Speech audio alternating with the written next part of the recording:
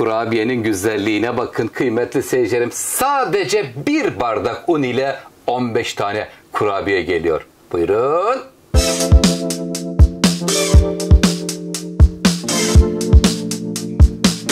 Kıymetli seyircilerim, az malzemeyle fındıklı, çikolatalı bir kurabiye hazırlıyorum. Hemen malzemelerini sizlerle paylaşıyorum. Çok az malzeme dedik. Neler var? Bir bardak un, bir yumurta, 3 yemek kaşığı sürülebilir çikolata ve üzerinde fındık var. Şimdi malzemelerde sürülebilir çikolatayı öncelikle hemen karıştırma kabımızın içerisine alıyoruz. Sevgiyle al bakalım aşçım. Bismillahirrahmanirrahim.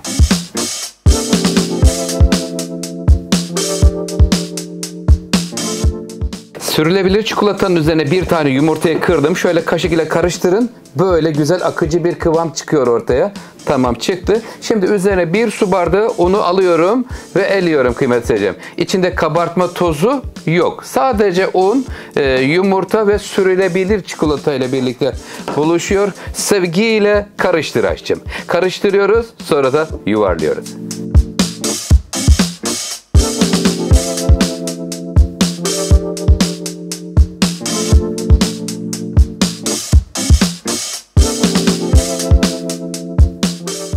Azıcık malzeme ile 15 tane kurabiye elde etmiş oluyoruz. Kıymetli seyircim, ölçümüzü 15'e bölelim. Yağlı kağıt serilmiş olan fırın tepsisinin içerisine alıyoruz. Aldıktan sonra parmağımızın ucuyla şimdi yağlayacağız. Yağlarken şöyle parmağınızın ucuna bir damla şöyle sıvı yağ gelmesi yeterli. Kolay bir şekilde böyle çukurlar oluşturmak buradaki amaç. Şöyle bak, şöyle bastır açtım. Bismillahirrahmanirrahim. Sevgimizi veriyoruz.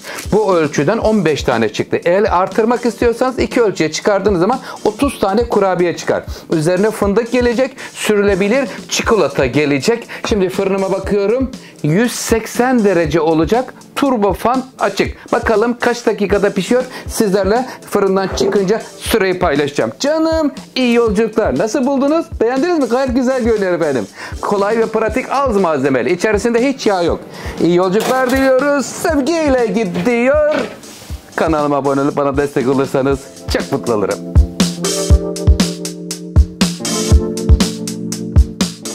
Kurabiyemiz fırından çıkıyor. Süreye bakıyorum. 13 ile 14 dakika arasında 180 derece fırında pişiyor kurabiyelerimiz. Turbo fan açık olarak. Aman yarabbi, şu güzelliğe bakın kıymetli seyircilerim. Evet, şimdi ilk sıcaklığı çıkınca hemen üzerine sürülebilir çikolatalardan buradaki deliklerin içerisine sıkacağım ve fındık koyacağım üzerine.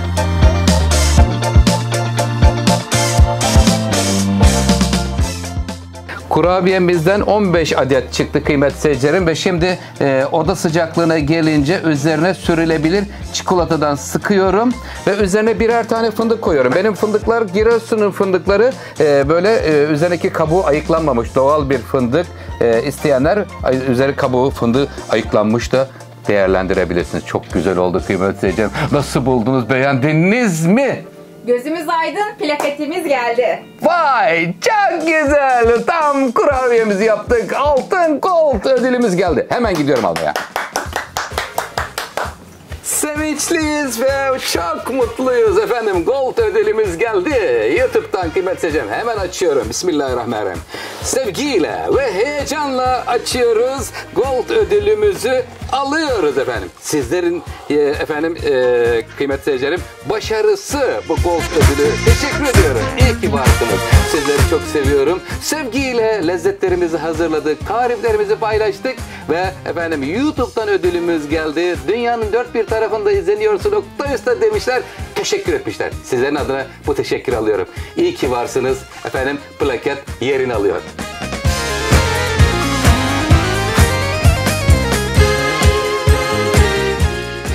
Bugün sevinçli günümdeyim kıymetli seyircilerim. Semaverde çayımı demlediğim kurabiyem var, Gold ödülüm var. Ey güzel Rabbim, sana hamdü senalar olsun.